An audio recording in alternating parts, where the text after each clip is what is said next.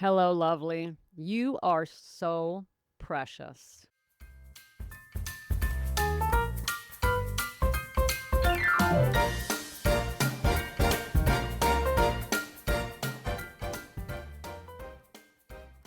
Welcome to Sobriety Snippets for Women Over 40, where we elevate our mindset and trade hangovers for higher consciousness, one powerful snippet at a time. I'm Becca Jacobson, and I want you to know how amazing you are, and I'm not just saying that. You're precious, you're powerful, and you are entitled to the very best that this earth has to offer, the very best of everything. That I don't have to know you to say that, dear. I just know because you are spirit, created in the image of our creator. And that can be anything I don't go into details of your creator, my creator. We are not these bodies. That's my point.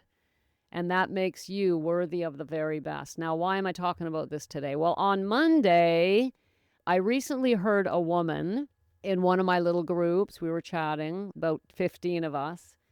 And she said, as for the past, my plan is to just not think about it because there are things from my past that are unforgivable. And so I just want to let it go and move on and not think about it. And that's it. It's just there it is. And so that was her plan, was to just move forward. Just, okay, that never happened. Let's just pretend that's not there. And the reason was that it was unforgivable. Gals, we have to talk about this. First of all, that's not going to work. She'll be haunted. We are haunted and will continue to be haunted until we deal with those things from the past. That's number one. Number two, do I really have to say it? I'm going to, but I sure hope you'll believe me.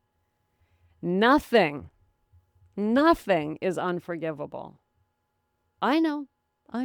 This is especially difficult for people raised in particular religious paths. I know. It's not what we're told, is it? That's not what I was told. I was not taught that, but I believe it now. In fact, I know it to be true. It's funny, I was told, first of all, that I needed to be forgiven and some things were unforgivable. And second of all, that God was pure love and loved me unconditionally. I didn't know how to reconcile those two things. I got both messages side by side. Now, I was raised by a single mother, and she was not a religious person at all. But I think for more than any other reason, I think to get a break for herself, because she had raising 3 kids by herself, working full time, and it was just really convenient to send us to Sunday school on once a week because it gave her a couple of hours to herself. And I certainly don't blame her for that. So Sunday school, we went when I was about under 10. But other than that, we didn't come home and there was no religion in our home and it wasn't taught to me at home. But I learned stuff in that Sunday school. And I needed to be forgiven because I was a sinner. And at the same time that God loved me and would love me and continue to love me and love me and love me, that God was love. And I just couldn't, I was so confused. Well, which is it? Does God love me or am I a bad girl? And then, come on, the rest is kind of history because then I hit my teens and it didn't take me very long to do things that, okay, I ain't getting forgiven ever for that. Why? Well, I was introduced to alcohol at 13. You know what happens when you mix alcohol and 13? I don't have to tell you what happened. Some of the things that we've done or have been done to us. These are the things like this and similar things that feel unforgivable, dirty, shameful. Gals, I don't know what I can possibly say during this snippet to convince you otherwise, but hell, I'm going to try. I'm going to try. I do not believe in that message, and I rarely try to debunk anything that might come from our spiritual lives because that's not my role, right? I honor all spiritual paths. More than anything, I honor your right to choose. Choose your path. In fact, I'm always saying that here in Snippet Land. Choose the path that works for you and then stick with it, right? Well, that applies to everything. It's your life. But if you're getting mixed messages that say you're shameful, you're dirty, that's unforgivable, how are you ever going to get the life you want? That leads us right into a dark corner and we're trapped there. How do you get out of that corner? If those are your beliefs. I don't know. Someone's going to have to ask the people who taught it to us. I can't answer it. Here's what I did. I just decided not to believe it. I thought that can't be true. And then I did another thing. I decided I was going to try my best with all my heart to find out for myself what God wants of me, what God feels about me. Does God love me or am I not forgiven? Which is it? Am I judged or am I forgiven? Am I loved or am I shameful? And since I couldn't really figure out who to believe when it came to just listening to people talk, or I decided to take up a meditation practice. And I thought, well, they do tell me that God is inside of me, right? That's what I heard. I heard that the kingdom of God's inside of me. And so I thought, well, then let me go there. Maybe the answer is there.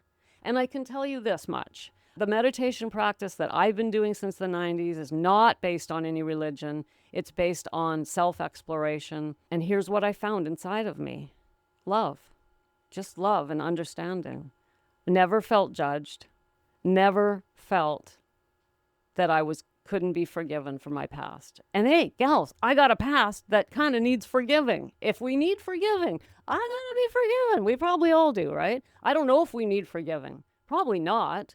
Probably it's just a human construct, but we won't go into that. Open up that gigantic can of worms. Here's the point. I'm probably treading on thin ice in this snippet, but here's all I really want to say to you today.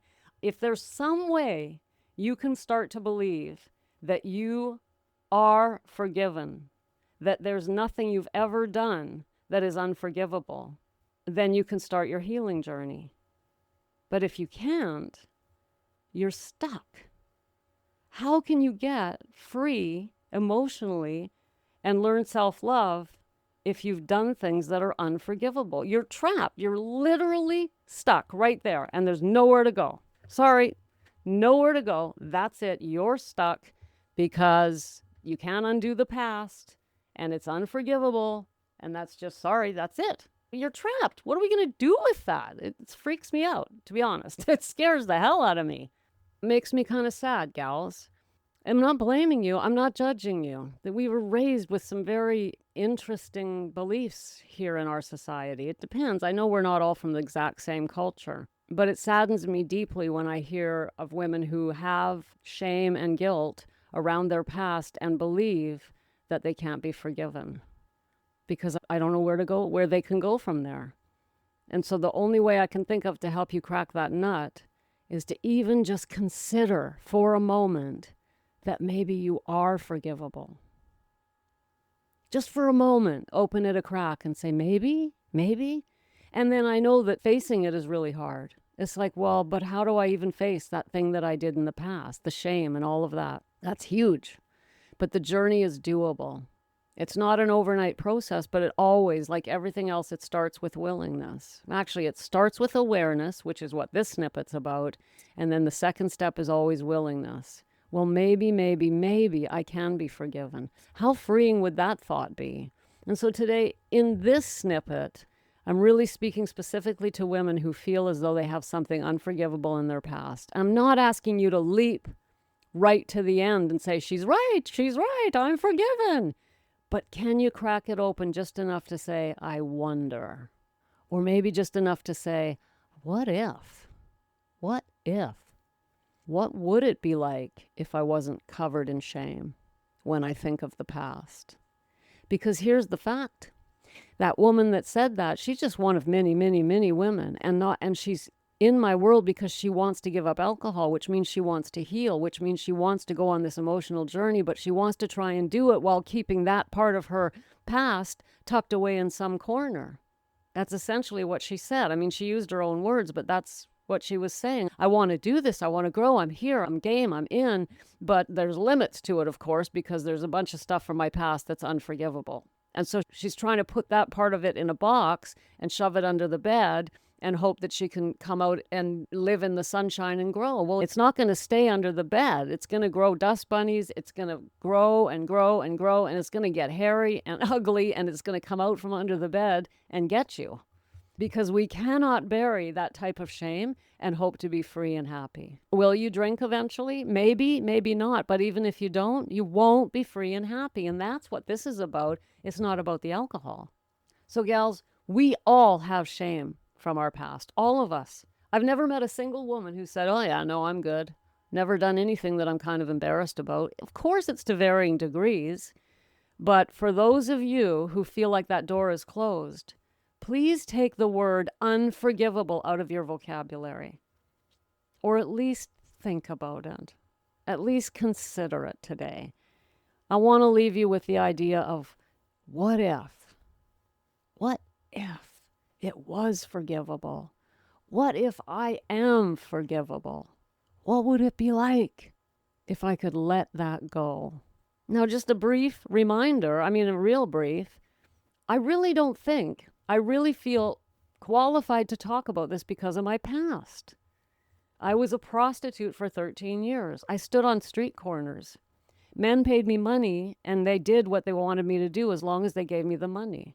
I'm sorry, but yes, there's shame around that. So much shame that I kept drinking afterwards for 30 more years. And I would have carried that shame with me to the grave if I hadn't learned how to forgive myself and love myself. And so today, gals, I know I'm asking a lot. I know I am. And I know there are some of you who are probably going, wow, that's way beyond where I can go. And others are going, hey, yeah, I got that. Wherever you are on that spectrum, I want you to know that you deserve the absolute best of everything, regardless of what you've ever done in your life. Nothing you've ever done disqualifies you from that, from peace, from joy, from love, from compassion. You're a beautiful, beautiful human being. And I don't care what you've done. And so am I. Gals, if you want more from Snippet Land, go to the show notes today. Sign up for the Sober Living letters, and I'll send you goodies in your inbox 4 times a week. Yay. See you there. Thanks for popping in. Be sure to come back next time so I can keep your head on straight. Sending you buckets of love.